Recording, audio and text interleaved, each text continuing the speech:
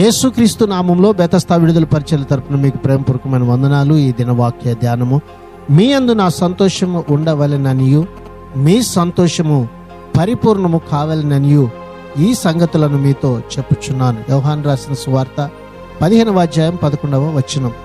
యేసుకు ఆనందం ఉందా అంటే ఉంది అని ఖచ్చితంగా చెప్పగలము. ఆయనకి ఎన్ని దుఃఖాలున్నా అంతరంగ లోతుల్లో చెక్కు చెదరని ఆనందం ఆయనకి ఉంది.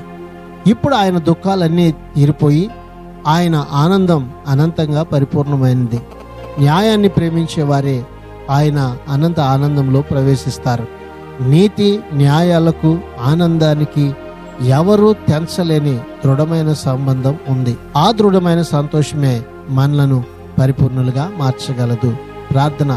మహాపరిశుద్ధుడా, మహోన్నతుడా, జీవాధిపతి, మా మంచి యేసయ్య, మరొక నూతన దినాన్ని మాకు ఇచ్చినందుకు నీకు వందనాలు, స్తోత్రాలు చెల్లిస్తూ ప్రభువా, మా జీవితాలలో నీ సంతోషము అధికమగునట్లుగా ప్రభువా, ఇదిగో తండ్రి, ఈ దినాన ఈ నీ ప్రజలను జ్ఞాపకం చేసుకొని బలపరచమని, అంతరంగ లోతులలో మిమ్మల్ని గురించినటువంటి పరిపూర్ణమైన ఆనందం, సంతోషం ఈ దినాన్ని బిడ్డలలో కలుగ చేయమని యేసు ప్రశస్త నామంలో ప్రార్థించి అడిగి వేడుకుంటున్నాము తండ్రి. ఆమెన్.